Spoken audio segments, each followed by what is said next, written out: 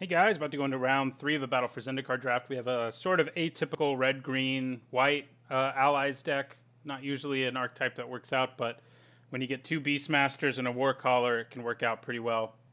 And we have all the good rally ones in red at common and uncommon. So, well, we don't have the haste one, but he's not that amazing anyway. I would like to play first. And this is kind of a weird hand. We don't have any red, and we have two red cards, so that's a good reason to send it back. If we had like one red, I might think about keeping it, but we definitely have to mulligan it. We got both our white sources, which is kind of annoying. This I think we keep, especially when we get to Scry. Turn 3 Lifespring Druid, hopefully. Yeah, looks likely now. So that gives us something, and it'll help us ramp into something else. Either our Grove Rumbler or our Ondu Champion. Alright, so we're going to lead with a Forest. End our turn. We're going to draw another Forest because we put it on top. So yeah, Lifespring Druid, and then into probably Grove Rumbler first, so he can get as many triggers off of it as possible. He does already have Trample, so he's not the greatest thing to have with Ondu Champion, but he's fine. So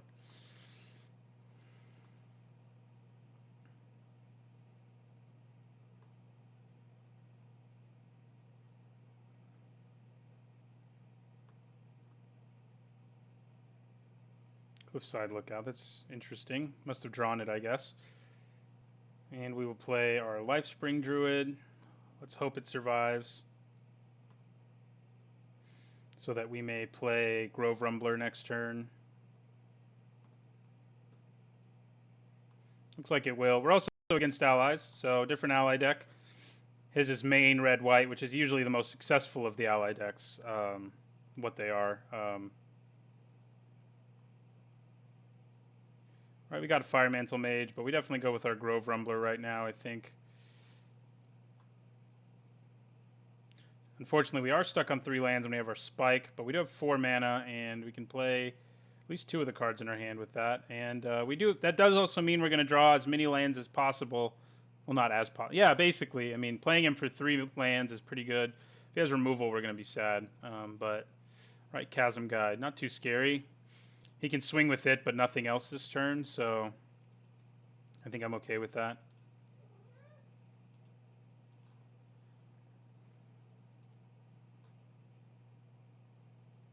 We will take the 3. We took away this guy's Fire Mantle Mages, that's for sure.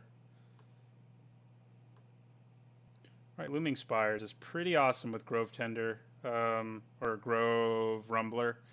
Grove Tender, some Druids is also something we have, but so we'll put that there. Now the question is, do we play Chasm Guide? Chasm Guide. He has that. Do we want to play that, or do we want to play our Fire Mantle Mage? I think the Fire Mantle Mage is pretty good, but it doesn't block as well, so I think I'd rather play the Ondu Champion. So that's what we're going to do. Already has Trample, but, we'll take it. We are getting closer to Serpentine Spike too, which will be very good against this guy's deck. So that's good. Next turn we can play Fire Mantle Mage, although he may be giving his dudes Vigilance every turn, which makes Fire Mantle Mage considerably worse. But it's still good. Is he giving them all Vigilance? Is he playing that 5 mana flying Elvish Captain one? Because that's pretty bad. Would be pretty bad for us. Reason to side and Plummet, though, that's for sure. It could swing right away, which would be ugly. Ooh, that one's also pretty bad. Okay. So we're going to take a lot here. We will block the 2/3 and take everything else. Freaking Vigilance, man. If it weren't for the Vigilance. So that'll make us take 8, drop us to 8. And we pretty badly need to draw our mana for Serpentine Spike.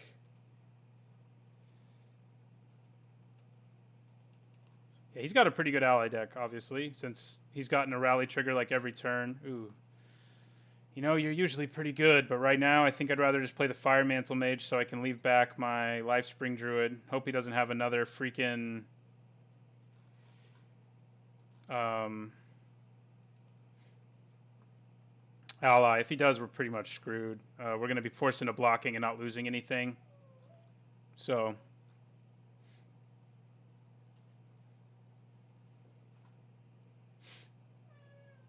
we don't really want to be doing that. We really need to draw 2 lands here, basically. He's probably playing another ally. He is. God, he got Angelic Captain, too. Might as well scoop. This can swing for enough in the air alone, actually. Yeah, so we do scoop. Got crushed by another ally deck. He got a pretty, you know, the curve out ally draw, and he had Hero of Gomafata and Angelic Captain.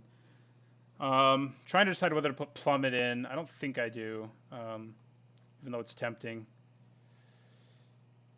We only saw 1 flyer, and there aren't any allies that fly other than that one, as far as I know. There are some white cards like the 3-mana 2/2 flyer, who he may have in his deck anyway. Do we want Swell of Growth though? I don't think so. I think we just roll with this. Hope for a little better outcome this time. Some removal would have helped, but our deck is a little low on it. He didn't play any for what that's worth. If we'd been on the play, that might have been a lot different. We would like to play first, and we do keep this. All of our colors. Turn 2, Oran Reef Invoker. Although, actually, I'll probably go turn 2, Snapping Gnarlid, actually. And turn 3, 3/4, to Drew's Stalwart. Seems pretty good. It's one of our few 2-drops we got, which is good news against this guy. Cliffside. Look out now, Expedition Envoy. Ooh, that's nice too. We haven't seen that since round 1. So we're going to play Snapping Gnarlid. Then we'll go Stalwart. Then we'll go probably Grove Tender Druids. Although we may play the Invoker and wait till we have another land. Seems like that might be good.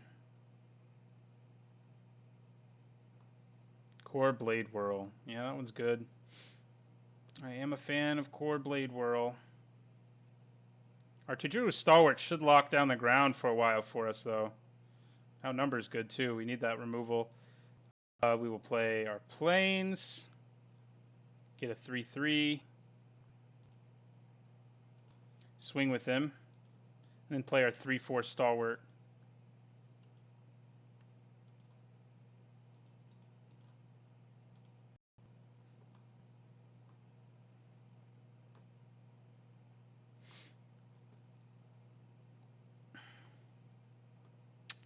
Got Outnumber for what that's worth. It may be useful in the near future. I probably play the Druids, even though I won't be able to make a plant when I play it, which is what I'd prefer to do. But it is another body that's fairly large against his deck. We couldn't get most of our bigger creatures out there last game in time to like save us. Okay, Goblin Warpaint is pretty bad. Unfortunately, we didn't leave 1 red up to punish him. But he has to swing with that now, and that's a race we're going to win eventually, and it won't be too long before we can kill that thing.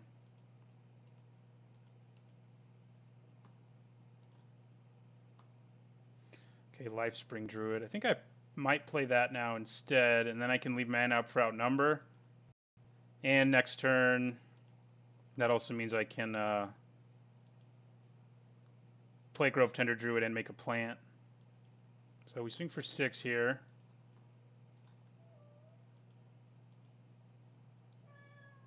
Too bad we didn't draw like another cheap creature, but we don't have like both of our 2-drops in our hand, so we can't ask for much more than that. And we'll play our Lifespring Druid. Leaving mana up for Outnumber is pretty good because he could play any number of things. He may be packing more Goblin Warpaints too. New champion. Okay. I think I'm okay with that. I'll probably kill it at the end of his turn. So I'll take 6 here. Fairly happily, I think. And then swing back at him for at least 7. This will drop us to 8.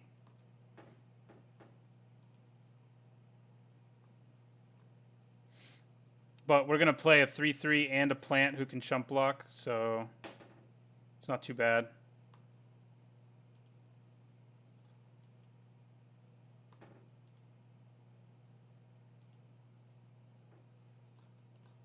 All right, so we'll outnumber him.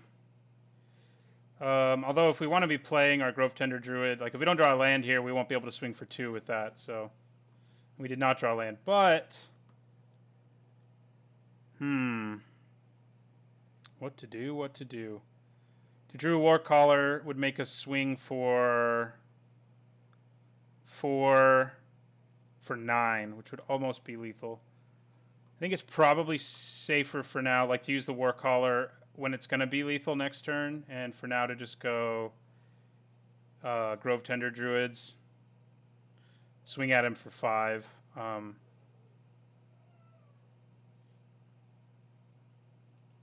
And we will do this to make a plant. Drop him to 6. Making the plant is pretty good ahead of a Tajuru Warcaller. We may have to chump block next turn, but there are enough tricks in red and white that it may be advisable to block with our plant here, the 4/4. So probably would be good to do that. Is he going to give them indestructible? Ooh, no, double strike. All right, I think we still win. We're going to have to block both of these. Of course. Well, actually, we don't have to block both of them. This has to attack each turn. No, it doesn't. It just has haste. It does not. It does not make them attack every turn. So I probably just chump with the plant. Are you leaving that guy back? Yeah, don't do that. Yeah, so we'll drop to 4, and then we'll win on after we play Tajuru Warcaller. If he swings with both, and he did.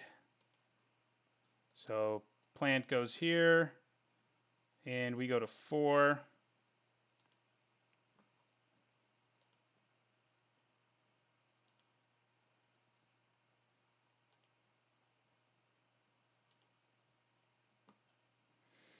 Do we definitely win if we play our Warcaller? This has to tap.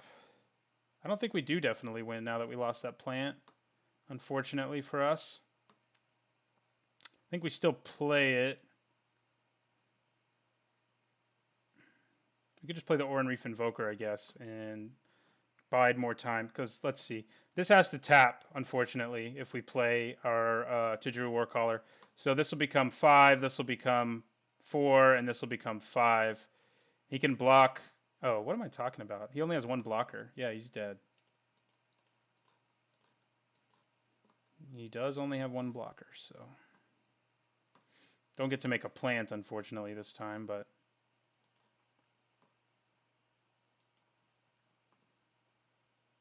Nope. But we do swing for lethal. Force a game 3 here in the finals.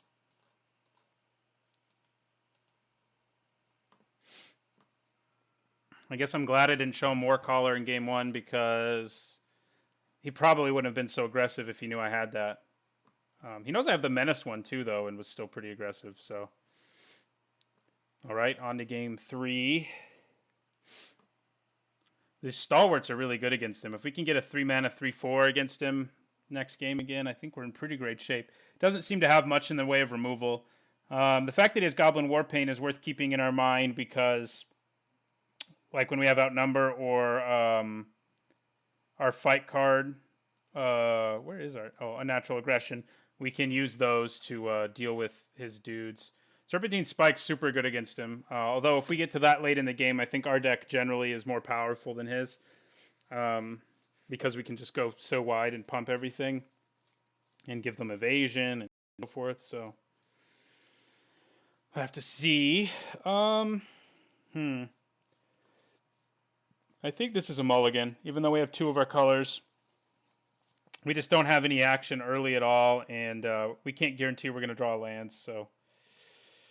Ooh, I think we keep this one, and that's good. I was hoping we'd hit it for us with our Scry. Still a little slow, which is not great against this guy. If he curves out on us, we're going to be pretty sad. Okay, at least he didn't play a turn 1, 2-1. So we're going to go Life Spring Druid into Ondu Champion and then to Drew Beastmaster, which isn't bad. It's not incredible either, but we also have our white, which is relevant. Okay, good. He's a little slower this game. Ooh, that's nice. That's probably what we'll play turn 4 now. Our Grove Rumbler. We can do it and hold on to a land if we really want to, but okay. It does have Shadow Glider, which I mentioned maybe I should bring in Plummet for a card like that. It is good against us because we have like no flyers. Hey, there's our white mana. So we'll play our Canopy Vista, and we will play Lifespring Druid. I probably play a land and the Grove Rumbler just because we have to Drew Beastmaster, and we can play that the next turn. And that's pretty awesome.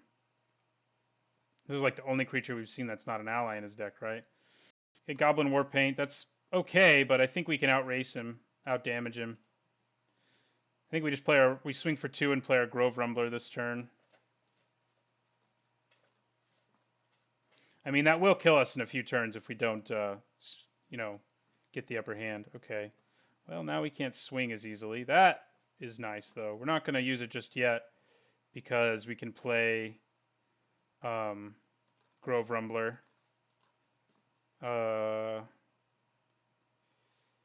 Yeah.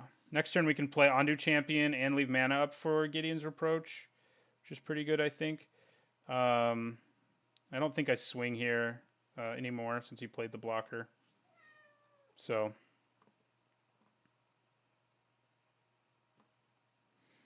Alright, that is annoying. All his mana over there. But we do have a Gideon's Reproach to deal with that, and we actually have 2 of our white sources, so it's pretty nice. We will take the 4, drop to 12. He's going to pump his whole team? Okay, if you're using your turn like that, I think I'm pretty happy with that, especially because we can kill it next turn. Oh, unless you leave your mana up like that. Damn. That's actually bad news for us right now. That he can pump him up and save him. Ugh. All right, but I think we still play Ondu Champion, leave mana up for Gideon's Reproach, force him to do that again. We may actually want to swing with Lifespring Druid now to force a block. I think I play the land to pump my guy, swing with both of our creatures.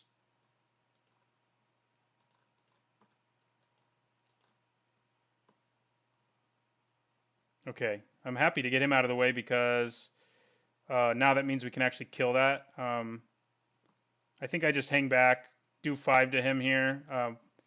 We can't play our dude now and have the mana left over to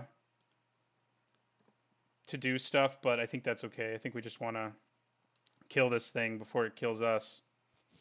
He's been lucky we've never had outnumber at the right time to kill that thing. See if he has a combat trick. If he does, especially the Lithomancer's Focus, he can save his guy.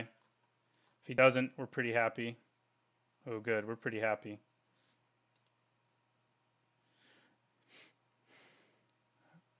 All right, so we're at 11. Stabilizing. Probably play Chidru Beastmaster now and swing with a 6/6 Trampler. Dropping him to 9 or, if he decides to take it. And then next turn we can play Ondu Champion, and this will become a 6/6. This will become a... well, if we have a land, it'll be even better than that, but that is not a land. I think the plan's still the same, though.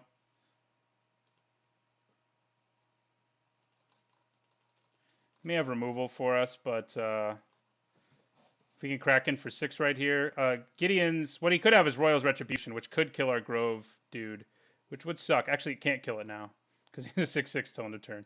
Awesome.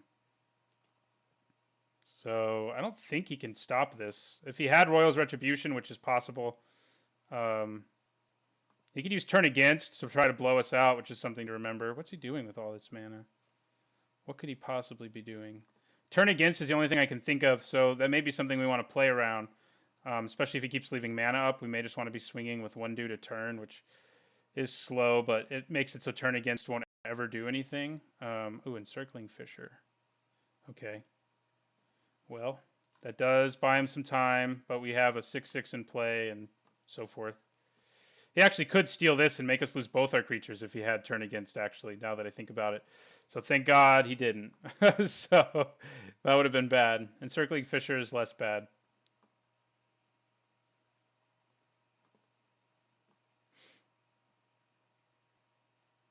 Okay, Felidar Cub.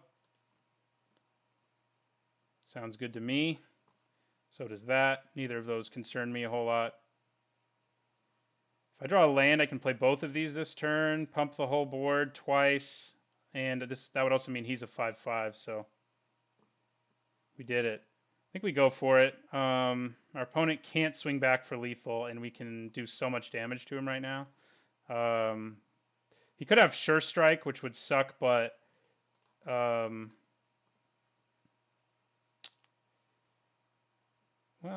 do I want to play both of them? Because next turn I can actually swing with more stuff. We definitely want to give our Tajuru Beastmaster Trample this turn. And so that's 12 damage. Yeah, if I play the Stalwart, it's not actually going to make it be lethal or anything like that. So I think we just swing with these two. And then next turn play the Stalwart so we get both triggers again. Seems pretty good. GG, he says. Well, he's not quite dead. Just in the very near future.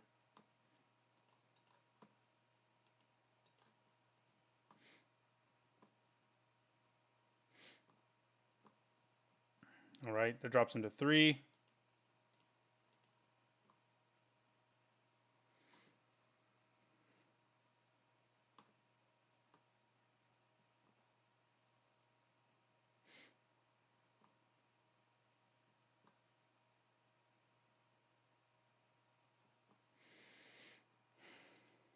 He does have 2 cards in his hand. Okay, he wants to swing with everything. I think it's worth blocking. We'll block the land.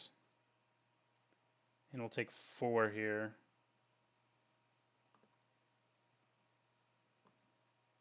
If he has a trick, we still win. Even if he has a trick and plays another blocker, we still win. So, yeah. All right, well, our deck managed to beat a more traditional ally deck in the finals. We went 3-0 with what was definitely the most interesting and more unique of the ally decks I've managed to play. Getting the 2 dual lands we got to play our Tajuru Stalwart, to make our Tajuru Stalwart even better, like made our deck a lot better. But definitely our Menace Rally guy and our Tajuru +1/+1 and +2/+2 to all things were the big stars of this draft. But it was a lot of fun. Thanks for